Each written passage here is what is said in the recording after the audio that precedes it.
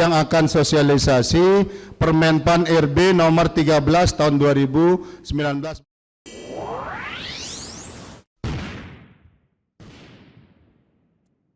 Sekarang niki tiang mohon Bapak Ibu kita sama-sama lihat ada peraturan baru tentang angka kredit, sehingga nanti kalau ada Bapak Ibu guru yang merotes paknya yang kemarin atau 2 periode yang kemarin, pelunggu bisa menjelaskannya Bapak Ibu. Jadi tiang akan sosialisasi Permenpan RB nomor 13 tahun 2019 Bapak Ibu ya.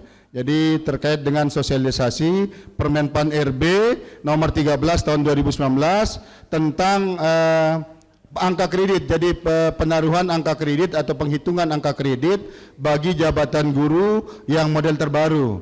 Hanya saja Bapak Ibu mohon maaf nggih supaya pelunggu jangan bertanya. Kebetulan tiang juga ikut jadi dosen di Universitas Nusa Putra di Sukabumi. Hanya saja belajarnya melalui daring. Tiang biasanya jadwalnya malam.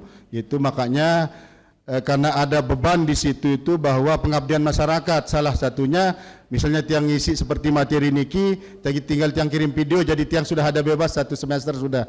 Itu Bapak Ibu. Jadi satu kerja 2 labah niki Bapak Ibu. Mohon maaf nggih.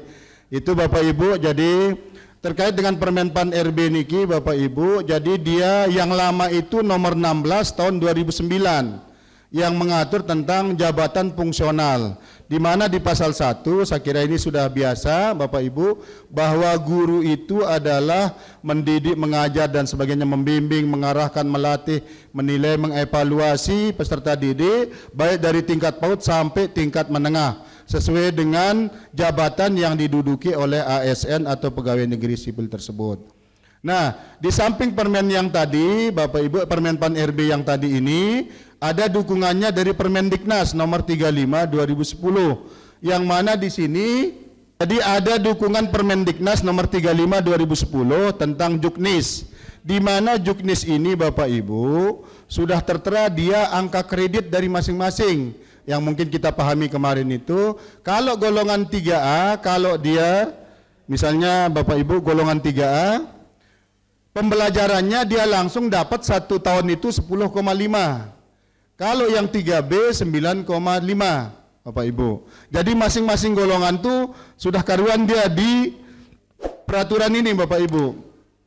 Nah di peraturan ini juga sudah jelas dia nilai dari masing-masing itu, termasuklah yang menjadi wali kelas, pembina ekstra, itu kan pakai paket dia Bapak Ibu. Ada yang 5%, ada yang 2% kali angka induknya. Angka induk itu angka pembelajaran itu Bapak Ibu. Nah tugas tertentu termasuk wali kelas dan sebagainya semuanya sudah ada, termasuklah PKB. PKB yang mana ada pengembangan diri yang bentuknya sertifikat-sertifikat itu maupun publikasi ilmiah atau karya inovatif. Itu sudah ada nilainya masing-masing. Ini di aturan lama Bapak Ibu ya. Nah seperti ini. Jadi teman kita yang 3A kalau mau naik ke 3B maka kumulatifnya tidak boleh kurang dari 150. Berarti kalau dia 3A 100 maka dia harus menambah 50 baru dia bisa ke 3B. 3B ke 3C juga begitu. Tapi tolong diingat 3A ke 3B ada beban PKB, pengembangan keprofesian berkelanjutan, yang berbentuk sertifikat-sertifikat pelatihan, yaitu angka kreditnya 3 untuk PKB-nya ya. Jadi PKB-nya ada beban itu 3 angka kredit untuk naik ke 3B. 3B ke 3C ada beban 3 juga angka kredit ditambah dengan publikasi ilmiah kayak atau karya inovatif. Nah, bagi rekan-rekan kita misalnya mungkin di kecamatan ada PGRI yang menyelenggarakan dan sebagainya, itu biasanya beliau itu sudah dapat 2. Jadi kalau dia 3B ke 3C maka sudah cukup sudah PKB-nya, artinya kebutuhan PKB-nya.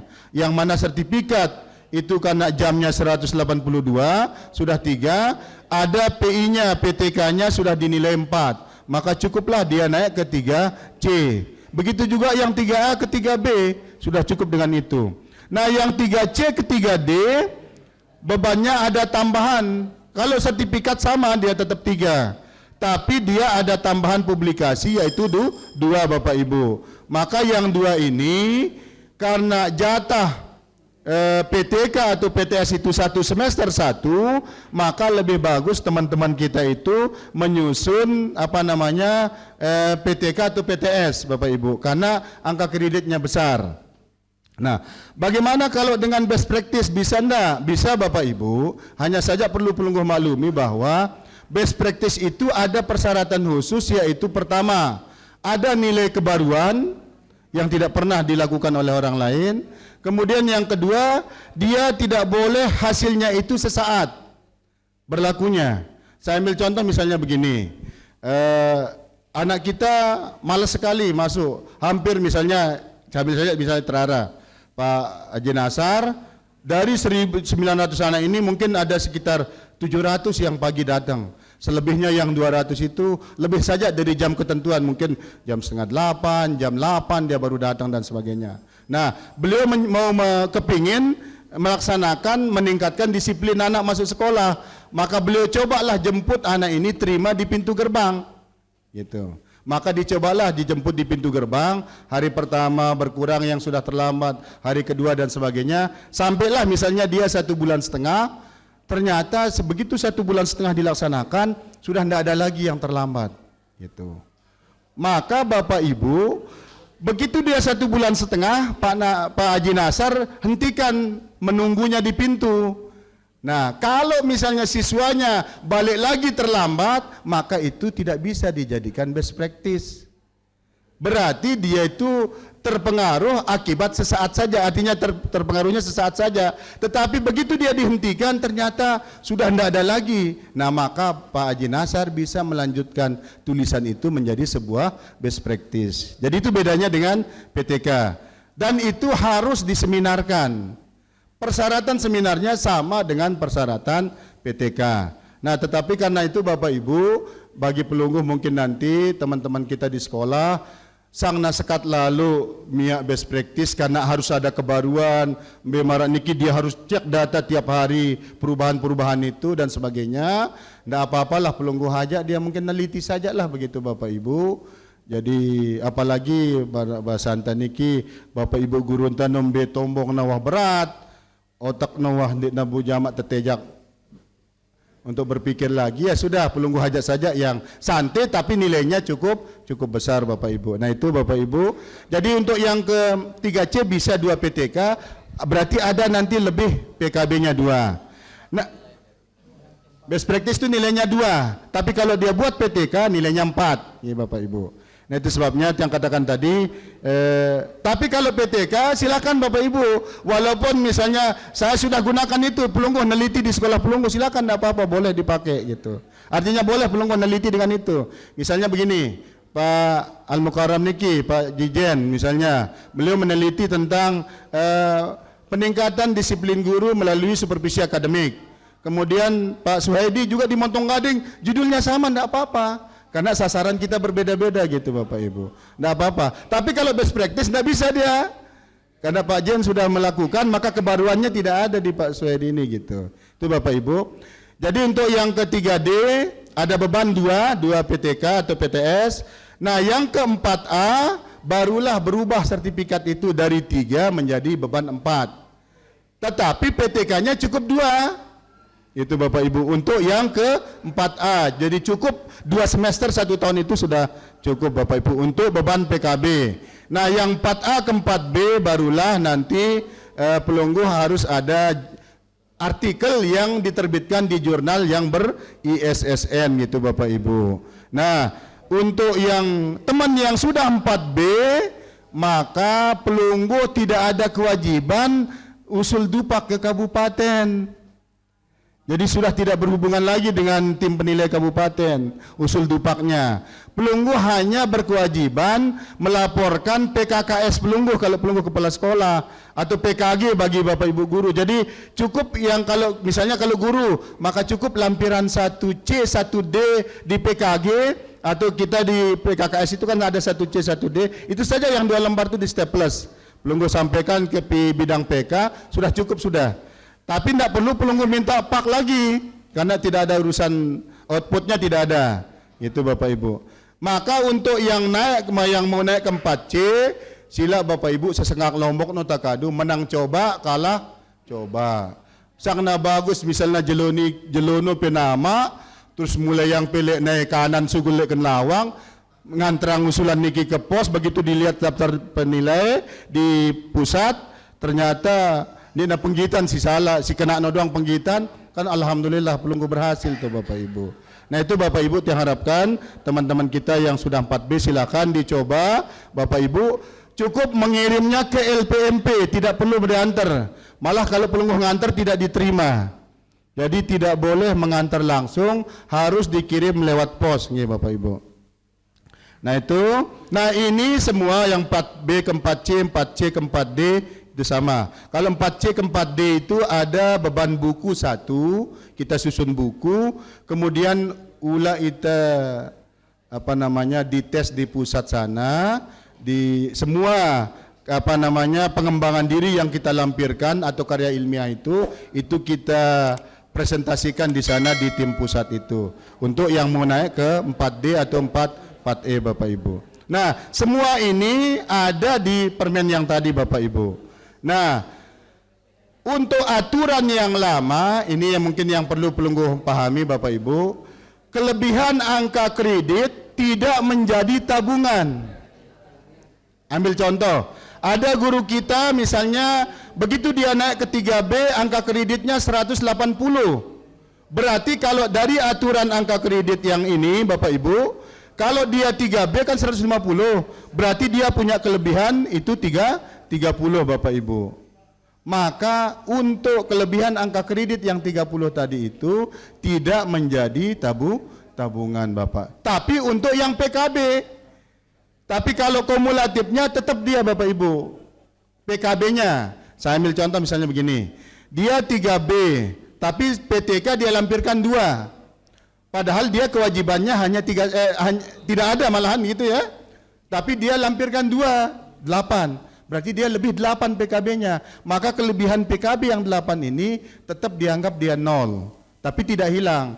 Dianggap 0, maka mau naik ke 3C, balik lagi dia nyari 1 PTK lagi. Yang tadi itu dianggap sudah hangus sudah gitu Bapak Ibu. Nah itu untuk PKB. Tapi kalau kumulatif tetap dia. Ini aturan lama tapi ini Bapak Ibu. Nah, di aturan baru ini Bapak Ibu ada perubahan sedikit di Permenpan ini, yang kemarin golongan 3A, 3B itu disebut dia guru pertama. Berubah menjadi ahli pertama, Bapak Ibu. Jadi golongan 3A dan 3B berubah menjadi ahli pertama. 3C dan 3D berubah menjadi ahli muda. 3D sampai 4A sampai 4C itu disebut dengan ahli madya Bapak Ibu. Dan yang terakhir 4D sama 4E disebut ahli utama. Ya, jadi yang 4B, 4C, 4A, 4B, 4C itu kita posisi ahli madya Bapak Ibu ya. Nah, untuk yang terbaru sekarang ini, masing-masing ahli ini dia 1 angka kreditnya Bapak Ibu sekarang. Ini perubahannya. Kalau yang kemarin 3A belajar itu 10,5, 3B belajar 9,5 mengajar itu. Tapi di aturan yang terbaru golongan A dengan golongan B itu 3B itu sama dia. Sama penilaiannya Bapak Ibu. 3C dengan 3D sama juga. 4A sampai 4C sama.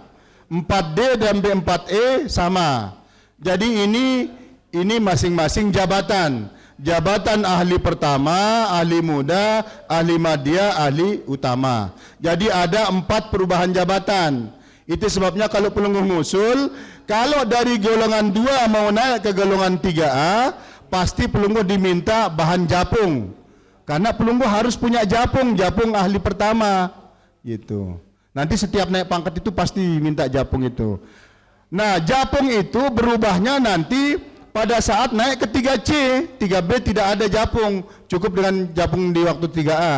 Pada saat naik ke 3C berubah japung lagi, jabatan fungsional menjadi ahli muda. Maka di sini pelunggu pasti dimintai kelebihan 1 syarat kenaikan pangkatnya untuk ngusul japung untuk menjadi ahli muda Bapak Ibu.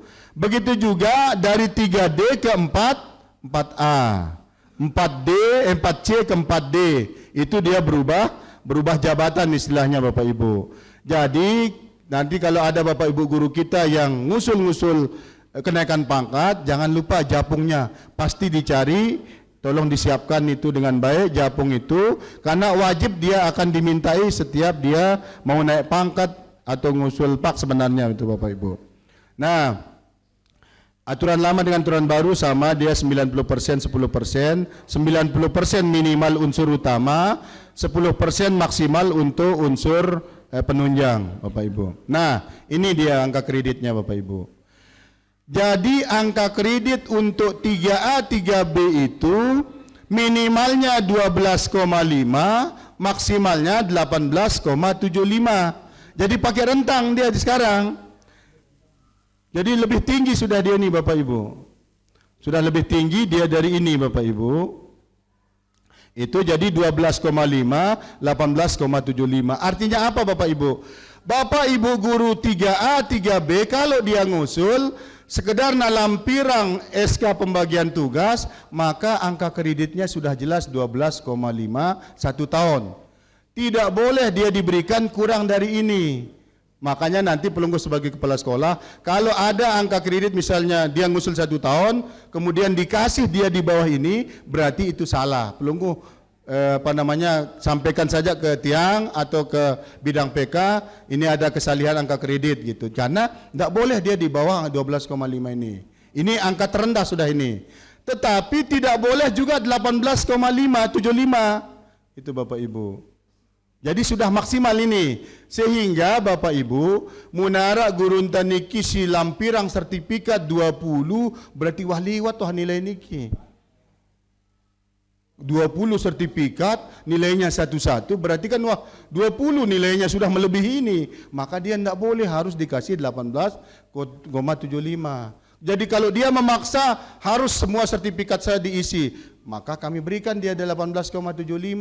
Lagu ndara wah nilainya si lain, belajar di 0, kemudian PTK 0 dan semuanya yang lain 0 karena sudah habis diambil sama sertifikat begitu. Itu dia Bapak Ibu. Nah karena itu Bapak Ibu, jadi ini mungkin tujuannya supaya teman-teman kita juga jangan sampai habis waktunya untuk mengikuti diklat. Jadi kalau sudah sampai punya sertifikat 20 dan sebagainya, ya kemungkinan besar lah berarti pelaksanaan tugas PBM-nya akan terganggu gitu. Kalau sudah sampai sekian banyak sertifikat, ya. Jadi cukup yang mana menjadi kebutuhan saja itu yang dilampirkan. Nah, karena itu Bapak Ibu, teman-teman kita kalau ada tertera angka di bawah, misalnya dia 3A, tidak tertera 10,5, maka pelunggu jelaskan dia. Berarti pembelajaran ini asobah tokna. Jadi dia nerima sisa. Kenapa yang katakan terima sisa? Misalnya begini Bapak Ibu. Guru kita 3B, dia ngusul 3B mau naik ke 3C. Yang dia lampirkan sertifikat misalnya nilainya 3 angka kreditnya. Kemudian PTK 2. Nah, PD sudah 3. PTK 2. Berarti PTK ini saja sudah berapa dia? 8. Kemudian pengembangan diri 3 kan? Berarti sudah berapa nilai yang diambil? 11. Maka 18,75 kita kurangi 11. Sisanya 7,775. Maka angka 7,75 itulah yang kita taruh di pembelajarannya. Itu sebabnya yang katakan pembelajaran itu kita taruhkan asobahnya di situ gitu. Kenapa kita ambil pembelajaran jadi asobah? Karena dia tidak menjadi sebuah satu kewajiban. Kan PKB itu wajib, pengembangan diri wajib. Mun tiang hilang nilai sertifikatnya, berarti kan tetap berutang dia. Makanya kita hargai sertifikatnya dulu. Kalau nilai PTK-nya tidak saya nilai misalnya, maka dia tetap berutang PTK, harus dia nyari PTK. Makanya yang wajib dulu kita berikan, biarkan asobah itu di atas. Memang ada sih Bapak guru kita kemarin tuh yang sampai ngomel dan sebagainya, sampai dianggap kami tim penilai itu tidak objektif, tidak profesional, malah basantan tidak becus jadi tim penilai dan sebagainya. Akhirnya begitu beliau datang di PK, yang tawari beliau Karena dia juga sertifikat seperti yang tadi, sertifikatnya banyak 15. Nah, nengka ini semeton ling tiang no ya. Nengka mun sertifikat P ku nilai 15 enggak apa-apa. Saya taruh sudah 15 di PD. Sisana pira jarina? Harus sih tetap saya dikasih pembelajaran itu 9,5. Nah, 9,5 tumbuk 15 pira jarina. Kan lebih dari ini kami sudah ditentukan batasnya. Berarti menpaksa tiang nulis 15 lek bawah, berarti 3,75 di atas. Ngombe simbe pe bait, tiang no ya. Oh nganon di ngana payu terima. Nah itu dia masalahnya. Itu sebabnya Bapak Ibu pelunggu sampaikan ke teman kita, ini batas minimal, ini batas maksimal. Nah, kami tim penilai sudah sepakat supaya nanti pelunggu bisa cross check paknya teman-teman. Muna usul dupak niki jejegor, dekna berkelambi, dekna berselana, artinya sekedar SK dia lampirkan, SK pembagian tugas, maka kami berikan dia angka minimal. Itu ya. Jadi di dupaknya dia tidak ada sertifikat, tidak ada PTK atau PTS, maka kita berikanlah dia angka minimal. Tapi kalau dia ada, dia lampirkan salah satu, misalnya sertifikat hanya satu nilainya, maka kami berikan dia tengah-tengah di antara ini. 12,5 dengan 18,75 ada 15,75 di sini. Maka itu yang kami berikan nilai tengah. Tapi kalau misalnya di dupaknya itu ada sertifikat, ada publikasi ilmiah, maka kami berikan nilai maksimal Bapak Ibu gitu. Nah itu ini Bapak Ibu kesepakatan kami, jari muna jejegorno minimal, muna salah sai ara no tengah-tengah, muna lengkap berarti nilai maksimal yang kami berikan dia untuk penilaiannya Bapak Ibu. Nah karena itu Bapak Ibu kalau bisa setiap teman-teman kita ngusul setiap tahunnya, mudah-mudahan narak kemana-mana sertifikat sama PIK ini gitu Bapak Ibu, supaya dia bisa mengejar maksimal. Nah kemudian aturan yang baru Bapak Ibu, pada aturan yang baru ini yang agak kurang sedikit. Kalau PKB tetap dia tidak menjadi, nah ini kumulatif sekarang tidak menjadi tabungan. Tapi khusus untuk yang perubahan jabatan itu. Jadi yang perubahan jabatan itu kumulatif tidak berlaku tabungan. Seperti yang tadi, dia 3B mau ke 3C. Pada saat 3B dia 180, seharusnya dia punya tabungan 30, maka 30 itu dianggap nol dia. Kalau di aturan lama kemarin jadi tabungan. Nah aturan terbaru ini dia tidak menjadi tabungan. Tetap ya meta seket dulu niki Bapak Ibu. Nah itu tempat bedanya dengan aturan yang lama. Jadi kumulatif tidak berlaku, tetapi khusus untuk yang perubahan jabatan. Berarti yang 3B ke 3C, 3B ke 3C berarti dia tetap harus mencari 50. 3C ke 3D, 3D ke 4A harus mencari 100, 4C ke 4D harus 150 Bapak. Ini perubahan jabatan ya.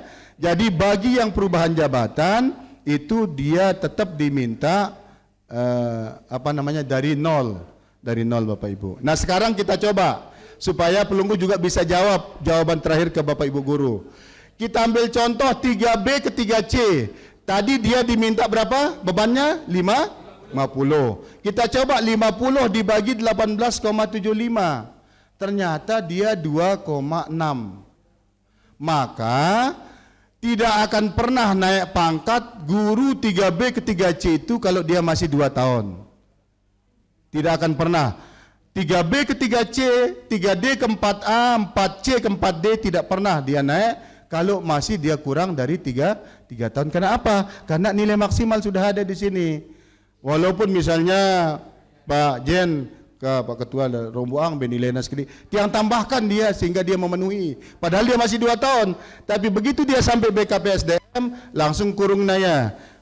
Pak tim penilai 1 tahun maksimal sekian. Kalau dia 2 tahun maka sekian. Nah, itu sudah kalimatnya gitu. Maka tetap dia tidak bisa. Jadi dia harus 3 tahun yang perubahan jabatan. Tapi kalau setelah dia perubahan jabatan bisa dia 2 tahun seperti yang tadi. Dia 3B ke 3C. Dia harus 3 tahun. Begitu dia naik ke 3C, oh ternyata dia sudah posisinya sudah mendekati angka 200 misal. sudah 200 sekian, sudah 250.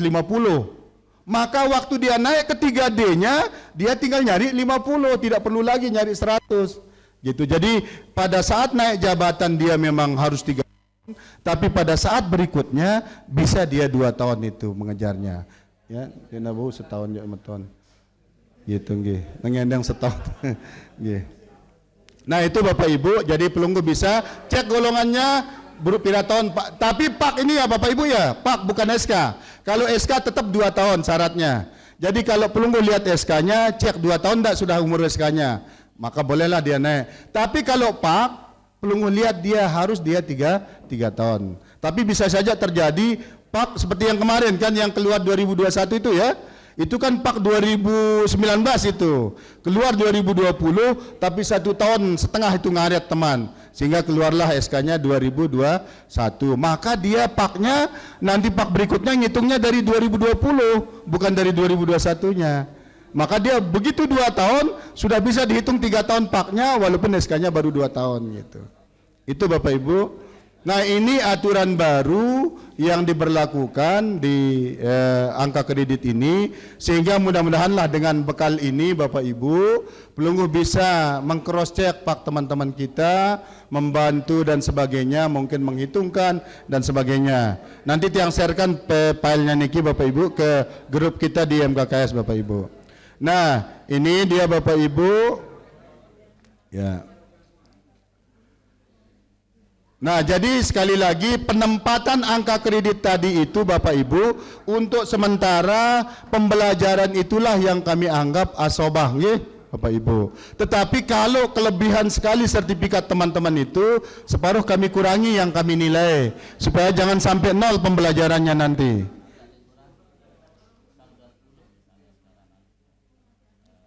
Iya. Makanya kalau dia PD-nya 20 kan wah malah berutang kita nih. Berutang kita, sementara kita ada ketentuan angka tertinggi 1 tahun itu tidak boleh lebih dari ini 18,75 gitu nggih. Jadi itu Bapak Ibu, itu sebabnya teman-teman kita kalau dia mengejar sertifikat ya sudah munah namilu misalnya di KTI di PGRI ya sudah, itu sudah cukup. Kecuali kalau dia mau ke 3D, mungkin pelunggu nanti sekolah mengadakan sosialisasi kurikulum atau penyusunan kurikulum sekolah, pelunggu undang Pak Kadis, yang penting dia menandakan sertifikat, sudah itu saja sudah cukup nilainya 1. 3 hari saja sudah 1 itu Bapak Ibu. Nah, kalau yang penting sertifikat itu ada deskripsi Bapak Ibu ya, dan deskripsi itu sudah ada tiang kirim yang mudah, kering penyalin isina, kering penyalin RNP doang, enggak nah. Hanya itu ya, jadi tidak ada sulitnya. Sok nasiara ruaka laporan itu Bapak Ibu. Yang penting ada fotokopi sertifikat, ada surat tugas. Misalnya, pernah Bapak Ibu guru kita dikirim ke luar daerah untuk pelatihan. Lalu karena dia bongkar rumah, mungkin dia pindah rumah dan sebagainya, hilang surat tugas niki. Sila pelunggu kepala sekolah sudah bantu dia, buatkan dia surat tugas atas nama sekolah juga tidak apa-apa. Yang penting ada surat tugas minimal dari kepala sekolah. Mun pelinggih PP yang diri P gitu aja itu. Jadi tidak terlalu masalah Bapak Ibu. Ya itu Bapak Ibu. Kemudian yang paling terakhir yang saya sampaikan untuk teman-teman kita yang belum naik S1-nya di SK, begak sekat nasi nekanya Bapak Ibu. Jadi tidak semudah kemarin 2020 itu jak masih muda kering fotokopi ijazah lampirang lek dupak kita nilai dia 100 suguloh SKMP. Tapi yang sekarang ini yang belum menggunakan S1-nya di SK ya bukan di PAK ya, di SK, maka dia harus minta persetujuan dulu ke BKN Denpasar melalui UMPEK, melalui BKD, keluarlah biasanya mungkin antara 2 bulan atau 3 bulan baru dia keluar itu Bapak Ibu rekomendasi itu. Baru setelah keluar rekomendasi barulah nilai ijazahnya bisa ditulis di PAK itu Bapak Ibu. Nah karena itu kemudian ini bahannya ada fotokopi SK pangkat terakhir, SK Japung terakhir, fotokopi ijazahnya S1-nya, transkripnya itu disahkan oleh kampus saja ini. Kemudian PAK terbaru yang tidak menaikkan nilai pendidikan yang diusulkan itu. Kemudian SK tugas belajar bagi yang pergi tugas belajar, surat izin belajar bagi yang pakai surat izin belajar. Kalau dua-duanya tidak ada, maka nanti bisa bidang PK itu mengusulkan untuk dibuatkan surat keterangan selesai kuliah di dinas itu ya Bapak Ibu. Yang 8 dan 9 ini bagi teman-teman kita yang yang tugas belajar, dia kan bebas mengajar. Setelah dia selesai bebas mengajar, tugas belajar, dia balik lagi maka diangkat kembali. Ini baru dia penuhi 89. Yang 10 SKP 1 tahun terakhir dan yang 11 sertifikat akreditasi kampusnya yang dulu. Jadi misalnya kalau dia tamatan STKIP dulu jurusan matematika, maka dia cari sertifikat akreditasi jurusan matematika yang di Universitas Hamzah Nwadi. Kalau yang di UT ya mintanya ke UT itu Bapak Ibu. Ini bagi teman-teman kita yang belum naik S1-nya di SK Bapak Ibu ya. Saya kira itu Bapak Ibu sosialisasi terkait dengan Permen PAN RB nomor 13 ini.